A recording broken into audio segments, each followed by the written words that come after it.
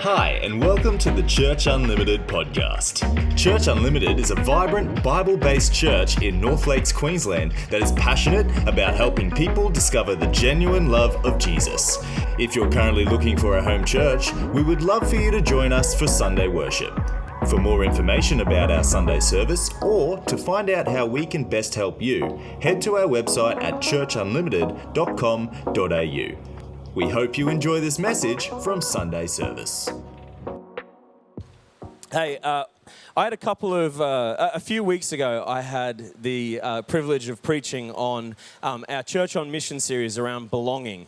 And tonight, I actually get to continue that. This morning, if you missed that message, you really want to get along and look at the podcast on YouTube or Spotify, because Pastor James brought a phenomenal word around growing and how important it is. And that's something that's really on our heart as a church. We believe that everybody has been called to grow closer to God, be it in our relationship with Him, be it with our connection or looking at Jesus not just as an idea but as a person. In everything, in every area, we've been called to grow more like Him. And to be honest, maturing in Christ is not the easiest thing in the world. I know over the years I've struggled with plenty of things because at the end of the day, our flesh selves fights against what God's trying to do inside of us, right? And the point of growing is that we never give up. And James was preaching about that this morning, that perseverance in growth is so important. And tonight I have the privilege of continuing that, because when I think about my life 5-10 years ago, and I don't know about you guys sitting here, when you think about who you were in the past, man, absolutely no shot do I want to go back to that. Like the person that I was 5-10 years ago, the way that I thought, the way that I acted, the way that I behaved, even in relationships and friendships, it was never about others. It was always about myself and what I could get. It was very self-focused.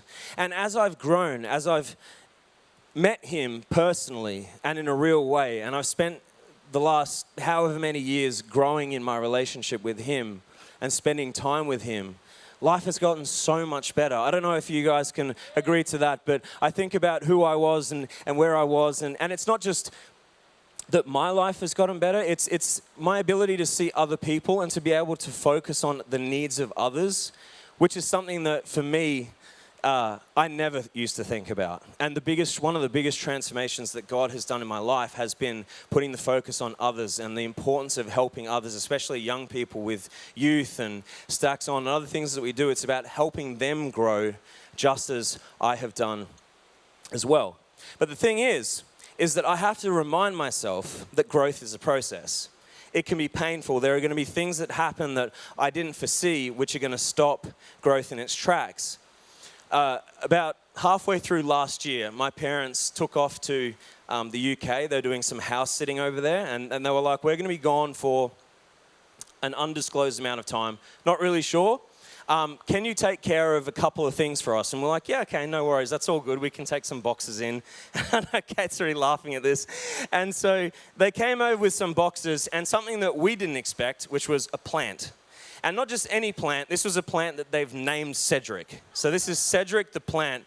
And they said to us, hey, thanks for taking care of these boxes, but can you please keep Cedric alive? And we were like, first of all, you know when your parents are getting older, they start naming their plants. Like, that's pretty bad, first of all. But secondly, they obviously had an emotional attachment to this plant. And Kate and myself thought, well, I mean, we've somewhat kept 2 children alive, so I'm sure we can probably keep a plant alive. Like, how hard is that going to be, right? And so we actually got right into this thing where both Kate and myself were asking each other, every Saturday, hey, have you watered Cedric? No, I haven't watered Cedric. Have you watered? Oh, I'll go water Cedric. And so we'd make sure that the plant's in the right place, getting the right amount of sunlight, the right amount of water, the right amount of food. And this thing, I tell you what, it went from a tiny little plant into I was very impressed with it, okay? I'm not a green thumb. Yeah, thanks, Ron. I appreciate that. That is good. I'm not a green thumb, so this was an achievement. But little by little, we started to see the leaves start to wilt. And we were like, oh no, what's happening? We've got to fix this. So we tried moving it into more sun, taking it outside for a bit. Maybe the fresh air will do it some good, I don't know. maybe watering a bit less, bit more. Nothing we did worked. And bit by bit, this plant kept dying till the point where it was beyond return. And I know, Kate's so upset. We had to call my parents and said, look, I'm so sorry. We've killed Cedric. He's dead. We're going to buy a new one and call it Cedric 2.0. But just know that we did everything we could. We don't know what happened. And as I was doing the post-mortem of this plant and taking it out of its pot, I realized what had happened was that its root structure that was in the pot was so full, there was nowhere else for it to grow. So this plant had the right food, the right conditions. It had everything going for it, but the pot that it was in was stopping it from going to the next level. And we didn't realize that. See, you could be living with the right fuel, the right habits, the right intentions. You could be living the right way, and yet there will still be things that you face in your life that will constrict your growth and stop you from going to the next level. So tonight, I want to talk about 3 stumbling blocks of growth, which are pretty near and dear to my heart because these are things that I know that I've faced over the course of my life, which are not necessarily the ones you might think of, but as I've focused on, okay, what's this? What should we be talking about tonight? What do you want us to say? And God really impressed upon me 3 things that you can deal with them once, but you're going to find yourself at different seasons in your life coming back to them and dealing with them over and over again. So we actually need to get better at identifying when we're going through these stumbling blocks. Is that cool? Awesome. So the first one is actually the first stumbling block that I can have in my growth is actually my desire to grow. We read in Romans 1 where Paul is writing a letter to the Roman church, and he says that for I long to visit you so I can bring you some spiritual gift that will help you grow strong in the Lord. When we get together, I want to encourage you in your faith, but I also want to be encouraged by yours. I want you to know, dear brothers and sisters, that I've planned many times to visit you, but I was prevented until now. I want to work among you and see spiritual fruit just as I've seen among the other Gentiles. For I have a great sense of obligation to the people in both the civilized world and rest of the world, to the educated and uneducated alike. And pay attention to this. So I am eager to come to you in Rome to preach the good news. I love this passage for a number of reasons, but the main one is because we actually get a real deep insight into Paul's mindset. Firstly, we see his desire, which was to visit the people of Rome. He desperately wanted to spend time with them and be in community, just like we are here tonight.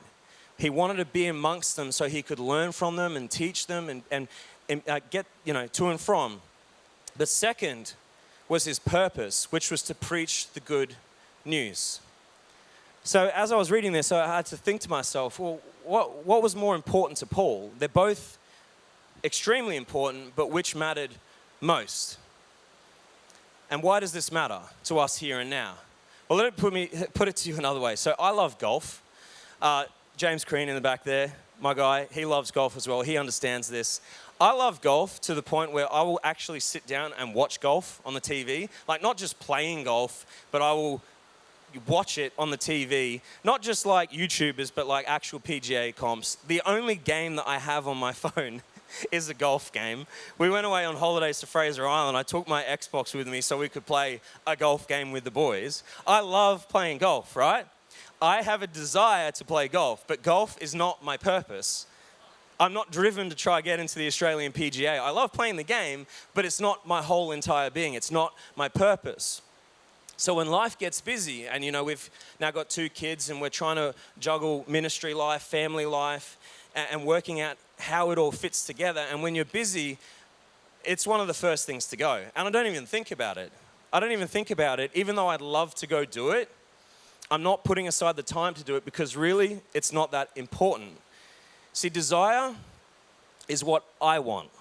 Desire is what I want, and it can be stopped. See, Paul had a desire to visit Rome. He desperately wanted to be amongst the people, but it wasn't his purpose. His purpose is who he was. Purpose is who we are, and it can't be stopped. See, Paul was an apostle. No matter what he faced, no matter what he went through, he was always about the business of spreading the gospel to the world. He would have loved to go to Rome, but things stopped him. But it didn't stop him from spreading the gospel no matter where he was. So when I think about this and applying this to ourselves with our growth and our walk with God, do I desire to grow into all God has for me? You know, it's what I want, but, you know, life's busy. You know, I'm carrying some hurt from a previous church, previous relationship. Something went wrong. And, you know, like as much as I desire to spend time with God, I'm just so busy I don't have time to pick up the word. Or is growing into all God has for me my purpose? That it's who I am. That no matter what I face, I will run to him with all that I have. It's not about, you know, what I want with the intent of doing it. It's who I am. And nothing is going to stop me from getting there. See, there's nothing wrong with desire. Let me be clear here. What Paul wanted to do to go to the people in Rome was pure. And maybe your desire is pure as well. Maybe your desire to know who God is, to grow in all the things that he has for you is pure, but it's not your purpose. And it can be stopped. See, there's been many times across the course of my life where I've been acting from a place of desire. You know, in my younger years, when I think back to, you know, as a young adult or a teenager, and I'm growing in my relationship with who God is, it was a desire, but it was one of the first things that fell to the wayside when life got busy. And all the while, I was tricking myself into thinking that it actually was my purpose, but it wasn't. See, we read in Matthew 16, Jesus gives us the blueprint to how we should live.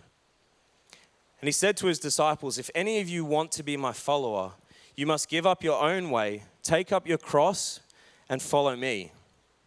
If you try hang on to your life, you'll lose it. But if you give up your life for my sake, you will save it. And in Matthew 6, he says, seek the kingdom of God above all else, above everything, above your busyness, above your job, above your personal life. Seek the kingdom above all else. Live righteously, and he'll give everything unto you. So if we are to go from living with desire, a desire to know more of him, to grow in all he is, to chasing after that growth with purpose, it actually requires us to start sacrificing more. It's a continual sacrifice. This is what Jesus says. He says, take up your cross and follow me. It means that I have to sacrifice a part of me in order to build the habits, to build the life that changes desire into purpose. And it's only when I do this that I find security. I find true security, because no longer am I at the mercy of the world, of other things getting in the way of the desire that I have. I have security and purpose, and no matter what, I will never stop chasing after him. No matter what people say around me, no matter what, life can throw so many curveballs at us that try to take us out. And the moment that you say, you know what, Jesus, I'm going to follow after you and I'm going to give everything to you, the enemy is going to throw everything that he can back at you to knock you out of that game, because he knows how much of a powerhouse you could be if your life was a purpose-filled life in growing with him. So as we learn to sacrifice, to put aside moments, half an hour throughout the first parts of the day, we can start seeing this desire become purpose. I just seeing the rain coming down. I was like, why is everyone distracted? It's the rain. Love it. Will I allow it to become a thing that gives me growth, or will it become a stumbling block? The second thing is my response to conviction. My response to conviction. Mark 10, verse 17. As Jesus was starting out on his way to Jerusalem, a man came running up to him. He knelt down and asked, "Good teacher, what must I do to inherit eternal life?" And Jesus responds, "You know the commandments." Thanks, Willow. You know the commandments. You must not murder.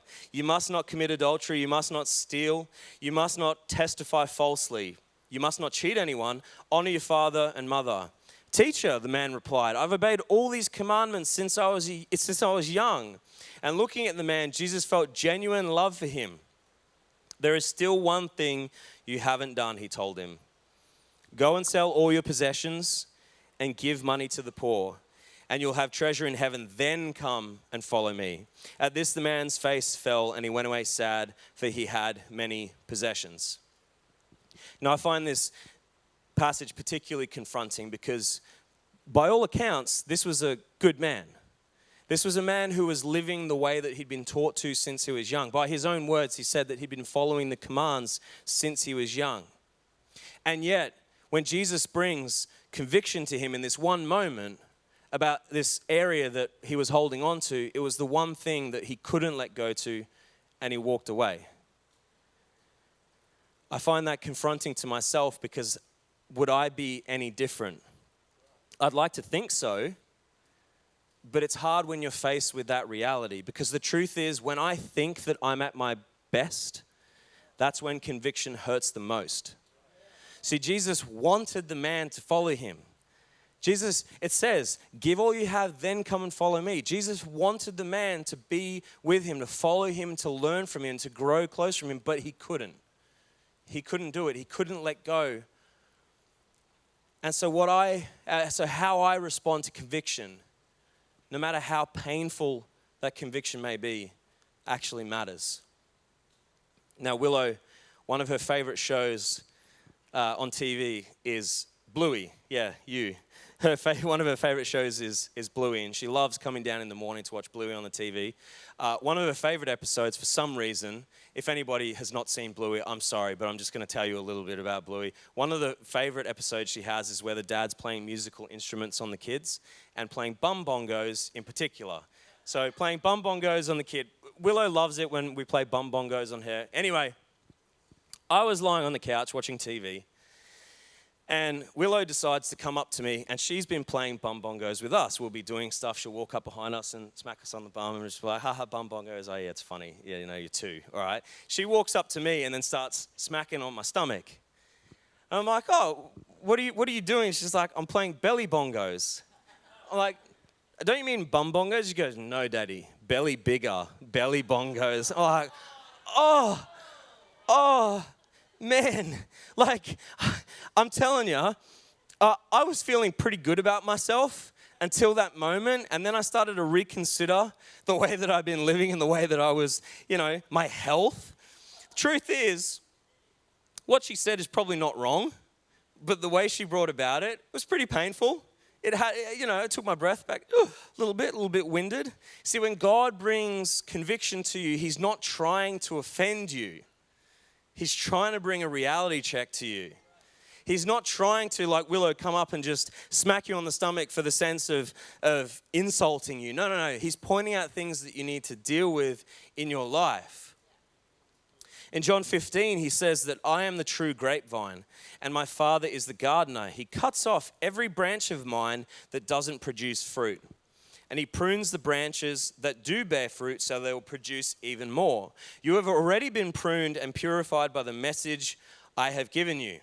Remain in me and I will remain in you. For a branch cannot produce fruit if it is severed from the vine, and you cannot be fruitful unless you remain in me. What does this mean? That as we walk with him, as we choose to follow after him, to grow into everything that he has for us, we're going to be pruned. There are going to be times when God will put his finger on something in your life that hurts. And he's not doing it to insult you or offend you. He's doing it because if you are going to continue growing and produce more fruit, that area of your life needs to go. Maybe you've been dealing with something here for the longest time that you've just been putting down and putting to the side. I want to tell you, if you want to grow beyond that, you need to address it. You cannot continue to walk into everything God has for you if there are things that are holding you back. It's the truth of the matter. And he says it right here. It hurts. And the problem is we've got into this habit as a society when God puts his finger on things in our life that we act like children. Like the other morning I came down and Willow was there at the fridge. This is like 5 o'clock in the morning holding chocolate and saying, I have chocolate for breakfast. Like, no, you can't have chocolate for breakfast. And it was like the world had come to an end. It was like she was crying and screaming, and it's like she doesn't understand that chocolate for breakfast is bad for her, and I'm not doing it to punish her. I'm doing it because I love her. And we do the same thing. We act like children when we're confronted. I'm here to tell you, you do not have a monopoly on being hurt. Everybody is going through something that is hurting them. God is pointing out things in all of our lives that are uncomfortable and that we're trying to work on. But unless we accept it and we accept that the process of pruning is worth it, we're never going to grow beyond it. So if you're here in this place tonight and God's been touching some area of your life that you know that you need to let go of, you've got 3 options. The first one is you can reject it and walk away. And to be honest, I hope no one does that, because I couldn't even begin to imagine a life without walking with Him. The second, and this is the one that most of us do, and I've been guilty of this myself, it's we accept it conditionally. We go, okay, yep, no, I know that this is an area of my life that I need to fix, but I'm only going to work on it, for now. Once life starts getting busy again, I'll sort of forget about it and slip back into old habits. Or, no, this year is going to be the year that I set out to read the Bible every single day. This is the year that I set out to do this, or whatever it might be. And quickly we fall back into old habits because we've accepted it with conditions. Which leads us to the third one, is that we accept it and we commit to it. And this is the hardest one for us to do, because committing to stuff is hard. Committing to stuff long term is tough, and it's gonna hurt. The process is painful, but it's worth it, because a life with Him is so much better than one without Him. And I think I'm just so grateful for what He's done and what He's led both myself and Kate through. I couldn't even begin, like I've said, to imagine what life might be like, and it's worth the price of pruning. So when I'm faced with conviction, will I allow it to bring me growth, or will it become a stumbling block? And then the last one is my lack of guidance. In Exodus 18, we read about Moses, where they were in the wilderness and he was taking his seat for the day. And it says that the next day, Moses took his seat to hear the people's disputes against each other. They waited before him from morning till evening. And when Moses' father-in-law saw all that Moses was doing for the people, he asked, "What are you really accomplishing here?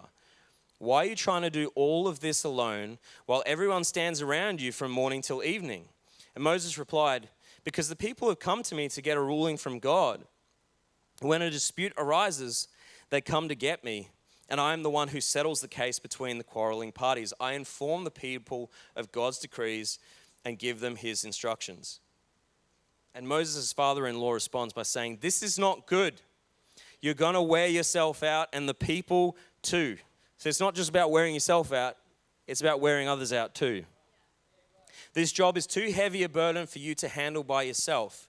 And then in verse 24, it says that Moses listened to his father-in-law's advice and followed his suggestions. See, Moses was leading the only way that he knew how to.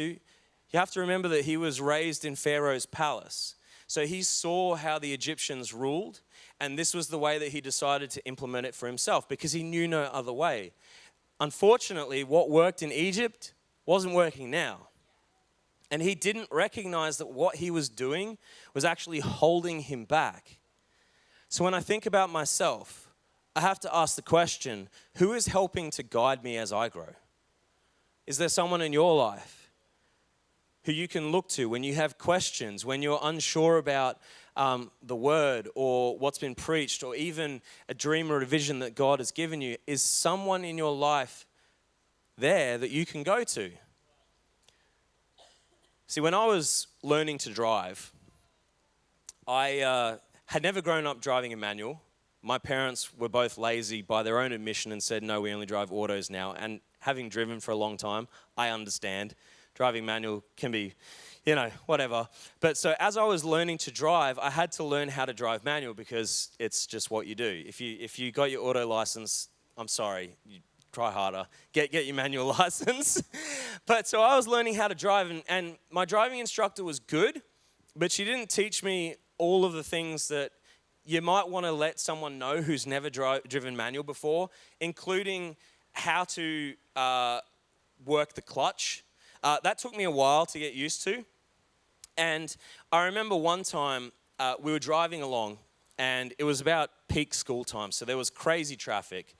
And we were coming through an area on the Sunshine Coast that is renowned for being just, backed up when it's school time. So I'm driving along, come up to the traffic, and I got stuck in probably a 45, 50-minute traffic jam in a driving lesson, which was great for me because it meant that my hours went up. But I didn't realize that when the car was in neutral, you could take your foot off the clutch. All right, let that sink in for a second. So I sat there for 50 minutes in a traffic jam with the car in neutral, holding my foot down on the clutch. Now, you might not think that that's a big deal, but can I tell you, after 50 minutes of pushing a pedal down, your legs are on fire. And I remember my leg was doing the shakes, and I was like, mate, this is so embarrassing. So I let my foot off the clutch, and the driving instructor looked at me and she goes, "Are you all right?" And I goes, "No, my leg is cramping up." And she's like, "Why is your leg cramping up?" I said, "Oh, it's been on the clutch the whole time." She's like, "What? Why?" And so I explained to her that I didn't realize that you could take your foot off the clutch. Now, had I never had this experience, yes, I would have had rocks for quads. I would have had legs of tree trunks, but I would have never learned how to drive properly. Right? And we will never grow into what God has intended for us without the wisdom and guidance of others. In Hebrews 10, it says, "Let us think of ways to motivate one another with acts of love and good works. And let us not neglect our meeting together." This is the church, as we do. But encourage one another, especially now that the day of his return is drawing near. It's so important that we have people in our lives that we can turn to. And when we look at this passage in itself could be a sermon. But there are three things that actually stand out to me that I think that we can put in place that will help us identify and actually allow us to put those above us who can help guide us. The first is that Moses, the man who led the Israelites out of Egypt, the man that stood before Pharaoh, who worked the miracles, who parted the Red Sea and led the people as they went through, he needed help. You are never too mature in your faith for the wisdom of others.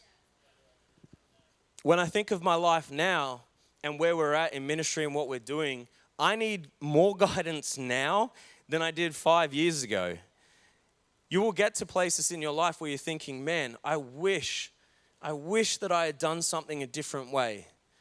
I promise you, find someone that can speak into you.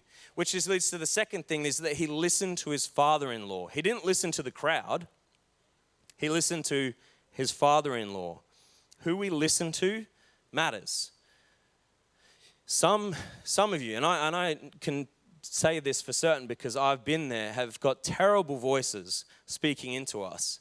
We've got friendships, we've got work colleagues, we've got circumstance, all of these voices that are speaking terrible advice and terrible wisdom over us. This is why grow groups is such a critical part of what we do at Church Unlimited. If you're not part of a grow group, I encourage you, get in one. Scan the QR code on the back of the seat and get in one, because the amount that I've learned from being a part of a group where we've got vulnerability and we're open and we're able to talk to one another, we're able to ask those questions, has been such a critical part of my growth.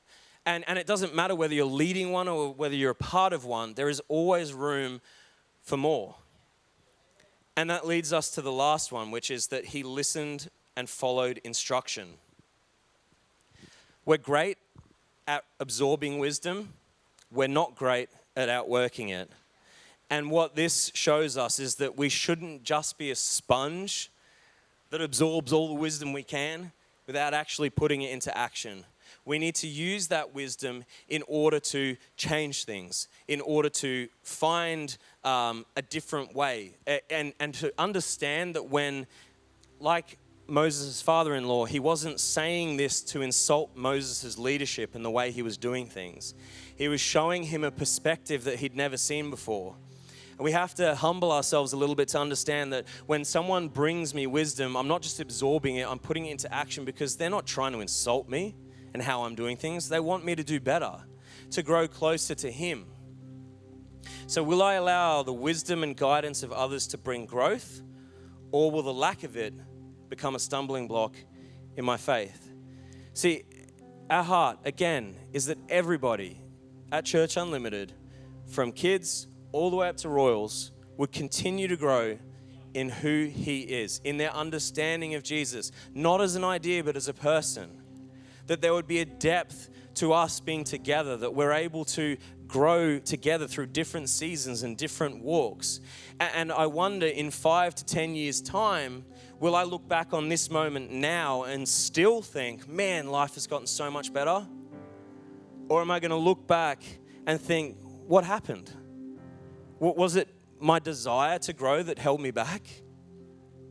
Did I have every intent in knowing Him, but just never made it my purpose? Well, I want to encourage you, let it become who you are. Run to Him with everything that you've got. Was it my response to conviction that there was something that God put His finger on in my life and I just couldn't move past it? The process of pruning is worth it. Remember that. It may be painful, but the fruit that it will produce is worth the process. Or was it my lack of guidance? Did I refuse to humble myself and accept that I actually need help? Did I not choose the right counsel, the right person to talk to? Or did I listen? Did I do all of these things? Did I listen, but I didn't put them into action? If we are to grow, we have to understand that without Him, I am nothing. Without Him and what He has done, I am just a shell. And my life has no purpose. It has no meaning. And I want to grow into everything that He has for me.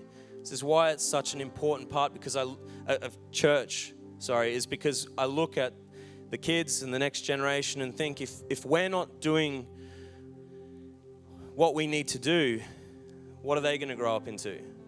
It's always about who's coming next. It's always about others. And this is the thing that has challenged me over the course of my faith journey, where I was so inwardly focused. And God's changed my heart to see the need for the next generation, for everyone here to encounter Him in a way that they've never done before, to grow in such a deep way because we committed to it. So tonight, I want to spend a little bit of time in worship. Could I grab the band back up? Sorry, I should have said that earlier. But I want to spend a little bit of time in worship, and I really want to just touch on these areas. Maybe you're here tonight and you've had a desire to know Him, to grow close to Him. You've had a desire to follow after Him, but it keeps getting put aside. Life keeps getting in the way, and you're saying, you know what? This has to become my purpose, because otherwise I'm just going to keep bouncing backwards and forwards, and I don't want to do that. I want to go forward. Maybe you're here and you're thinking that I know God has put His finger on an area of my life that I need to reconcile, but I've just kept pushing it to the side because it hurts too much to even start to unpack that. I don't even know where it would lead me. Can I encourage you? When you unpack it with Him, it'll lead you to better things, but it takes a step of faith to allow Him to let that work begin. Or maybe you're here and you're just seeking counsel and wisdom, that you've been doing this walk alone. You said, no, I don't want to do this alone anymore. I want to walk with other people. I need someone in my life. Can I encourage you? No one in this house wants you to do more for Him than the people around you, the people on the front row, Pastor Ray, Pastor Charlotte, Pastor Dan. Ron, everybody in this place wants to see you grow and understand the depth of his love for you. So as the team leads us in worship, can we just stand to our feet for a moment? I want to encourage you, don't let tonight pass you by. It's scriptural that we're supposed to exit his house different to the way that we arrived. And if there's something in your life that you need to deal with, can I encourage you, come to the front so our team can pray for you? Because we want to see you continue to grow into everything that he has for you, to not fall to the same stumbling blocks. Because the truth is, maybe you've dealt with these things once, but they're starting to come up again. Maybe it's time that you look at your life again and say, you know what? I need to put a line in the sand right here and now. So if that's you, as the team leads us in worship, I encourage you, don't wait. Come to the front so we can pray for you.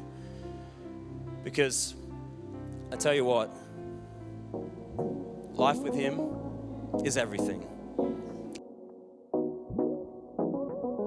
Thanks for joining us. We pray that you and your family are richly blessed by the love and grace of Jesus. If you're ever in the area, we would love for you to join us for Sunday worship.